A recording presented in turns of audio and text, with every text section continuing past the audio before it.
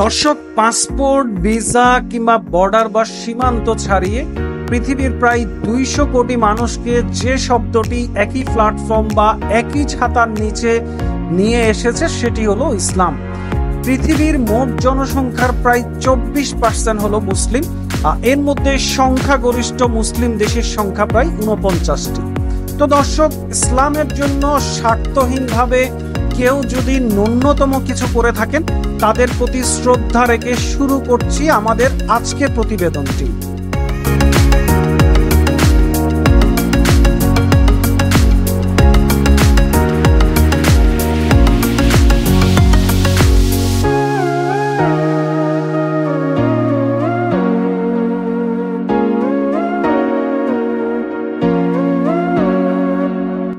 আজ আমরা গিয়েছিলাম চট্টগ্রামের বেসরকারি একটি college, Omar Gani MES college থেকে প্রায় 400 মিটার অদূরে এবং নগরীর জিএসি সংলগ্ন দামপাড়া থেকে 100 মিটারের মধ্যে সম্ভাব্য হযরত গরিবুল্লাহ শাহ অথবা হযরত ফকির গরিবুল্লাহ অথবা হযরত খাজা গরিবুল্লাহ শাহের এলাকায়।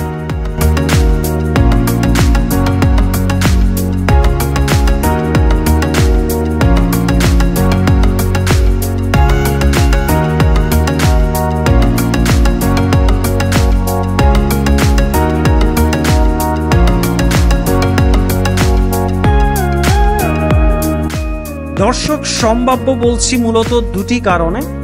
প্রথম যে কারণটি সেটি হলো ইতিহাসের কোথাও কিন্তু সুনির্দিষ্ট করে তথ্য নেই যে ওনার কবর এখানে রয়েছে কিনা। তো আসুন সংক্ষেপে প্রথম আমরা একটু ইতিহাসের দিকে তাকাই। আমরা যদি বাংলাদেশ সরকার, ইউনেস্কো সহ বিভিন্ন প্রতিষ্ঠানের অর্থায়নে পরিচালিত বাংলাপিডিয়ার দিকে তাকাই, এখানে রয়েছে ওনার জন্ম হলো 1670 এবং মৃত্যু হলো 1770। অর্থাৎ এছাড়া উনি একাধারে ছিলেন কবি এবং সাহিত্যিক। ওনার সর্বমোট 5টি কাব্যগ্রন্থের কথা এখানে উল্লেখ করা আছে। এছাড়া এও বলা আছে যে উনি আপনার দোভাষী পুঁথি রচয়িতা এবং ওনার রচনায় ইসলাম ধর্মের শ্রেষ্ঠত্বের কথা উচ্চারিত হলেও অন্যান্য ধর্মের প্রতি শ্রদ্ধার মনোভাব রয়েছে। এছাড়া এখানে ওনাকে সাধক হিসাবেও উল্লেখ করা হয়েছে। এবার আমরা যদি উইকিপিডিয়ার দিকে তাকাই, এখানে বলা হচ্ছে ওনার জন্ম আনুমানিক 1680 সাল এবং মৃত্যু হলো 1770। তার মানে এখানে ওনার জন্ম আরো 10 বছর বাড়তি দেখানো হয়েছে এবং বলা হচ্ছে ফকির গরিবুল্লাহ হুগলি জেলার অর্থাৎ তখনকার বর্ধমান যে অংশ, বালিয়া পরগনার হাফিজপুর গ্রামের অধিবাসী। গরিবুল্লাহ সম্পর্কে তেমন কোনো তথ্য পাওয়া যায় না এবং ওনার পিতার নাম বলা হচ্ছে শাহ দুন্দির অর্থাৎ শাহাদুন্দি এরকম বলা যেতে পারে। এবং এখানে এও উল্লেখ করা আছে ছোট্ট করে যে তথ্যের অভাবে গরিবুল্লাহ এর সময় নির্ধারণ করা দুরূহ। এখানেও ওনার সাহিত্যকর্মের প্রশংসা করা হয়েছে, তবে কোথাও কোথাও ওনাকে খাজা গরিবুল্লাহ, আবার কোথাও ফকির গরিবুল্লাহ এবং কোথাও গরিবুল্লাহ শাহ সম্বোধন করা হয়েছে। আমরা এরকম 2-1 জায়গায় দেখেছি যে ওনাকে সাধক বলা হয়েছে। যেটি দর্শক সবচাইতে বেশি গুরুত্বপূর্ণ সেটি হলো ইতিহাসের কোথাও উল্লেখ নেই তিনি আউলিয়া ছিলেন, এমনকি তিনি চট্টগ্রামে এসেছিলেন এটিও কিন্তু কোনো গ্রহণযোগ্য সূত্রে আমরা দেখতে পাইনি। একটি অনির্ভরযোগ্য ব্লগে, অনির্ভর বলছি এই কারণে যেহেতু সেখানে কোনো সূত্র বা প্রমাণ নেই, বলা হয়েছে যে সম্ভবত 17 শতকের প্রথম দিকে তিনি চট্টগ্রামে আসেন এবং বর্তমানে জিএসি মোড়ের দক্ষিণে পশ্চিমের পাহাড় চূড়ায় ইবাদতের জন্য উপযুক্ত স্থান নির্ধারণ করেন। তো যেহেতু এখানেও সম্ভবত শব্দটি মেনশন করা হয়েছে, তার মানে কোন সূত্রে আমরা এই বিষয়টি নিশ্চিত হতে পারছি না যে আসলে এখানে ওনার কবর রয়েছে কিনা অথবা উনি চট্টগ্রামে এসেছিলেন। আরেকটি তথ্য দর্শক আপনাদেরকে শেয়ার করতে চাই। দৈনিক যাই যাই দিন পত্রিকার 16 ফেব্রুয়ারি 2024 অনলাইন সংস্করণের একটি খবরে বলা হয়েছে যে নারায়ণগঞ্জের 2500 এলাকার হাইজাদি ইউনিয়নে হযরত গরিবুল্লাহ শাহ নামে আরেকটি মাজার রয়েছে।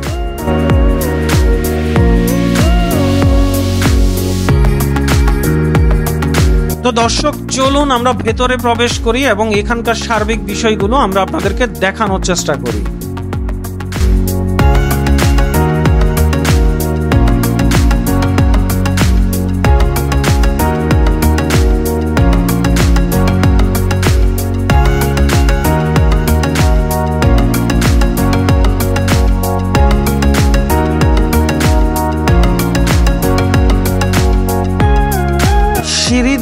কিছু দূর উপরে উঠার পর বাম পাশেই আপনি দেখতে পাবেন কবরস্থান। কবরবাসীদের সম্মানে আমরা এই স্থানে মিউজিকটি বন্ধ রাখছি। দর্শক, একটি বিষয় কখনো ভেবেছেন, এখন পৃথিবীতে 2024 সাল, এখন থেকে ঠিক 150 বছর পর, অর্থাৎ যখন পৃথিবীর ক্যালেন্ডারগুলোতে থাকবে 2174 সাল, ঠিক সে সময় বর্তমান পৃথিবীর আনাচে কানাচে বিচরণকারী প্রায় 1000 কোটি মানুষের আমরা কিন্তু একজনও 2174 সাল দেখতে পাবো না। নতুন মুখগুলো এই পৃথিবীতে বিচরণ করবে। আমরা সবাই কিন্তু আমাদের যে শেষ গন্তব্য, অর্থাৎ এই কবরস্থান, এটি আমাদের লাস্ট স্টপেজ। দর্শক, একদিন আমি কিংবা আপনি যখন সঙ্গীহীন, অসহায় ও দুর্বল অবস্থায় এই মাটির অন্ধকারে শুয়ে থাকব, আর তখন হয়তো আমাদের প্রিয়জন দিন শেষে দরজার সিটকিনি লাগিয়ে ডাইনিং টেবিলে বসে খাবার খাবে, হয়তো কারোর সাথে হাসি মুখে কথা বলবে এবং ফাইনালি রাতের আরামদায়ক বিছানায় ঘুমাতে যাবে। তখনও কিন্তু আমি অথবা আপনি দরজা জানালা ও আলোবিহীন অন্ধকারে নিঃসঙ্গ ও একাকী থাকতে হবে।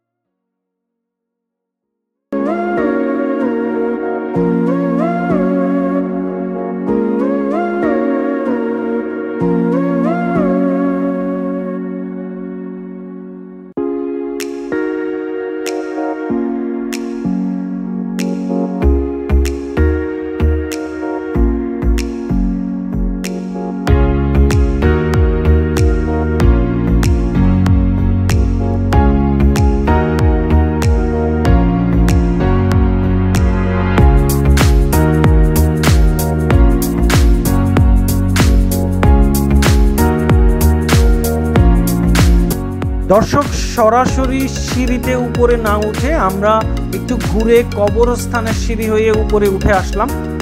এখানকার যে গম্বুজটি দেখতে পেলাম, এটি কিন্তু আসলে দেখতে বেশ চমৎকার।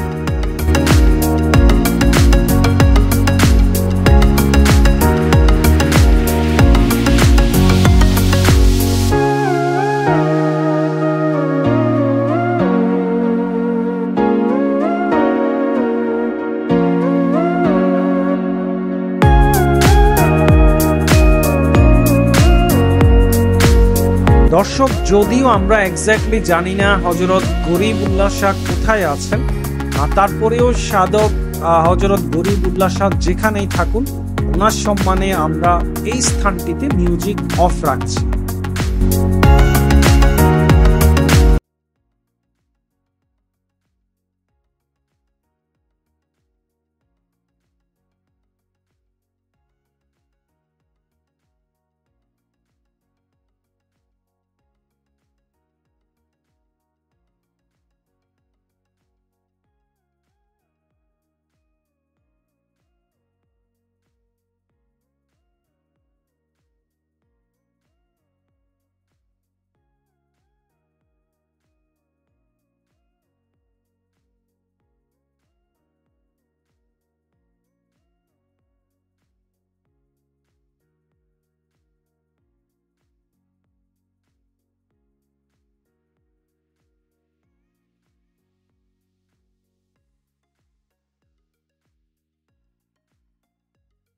দর্শক, সাধারণত প্রকৃতপক্ষে সুপার কোয়ালিটির মানুষ যারা, অর্থাৎ আউলিয়াদের শেষ ঠিকানায় দায়িত্বশীলগণকে আমরা যতটা তৎপর, আন্তরিক এবং সুন্দর ব্যবহারের অধিকারী হিসাবে দেখতে পেয়েছি, এখানকার বেশিরভাগ দায়িত্বশীলদেরকে কিন্তু তার ব্যতিক্রম দেখেছি।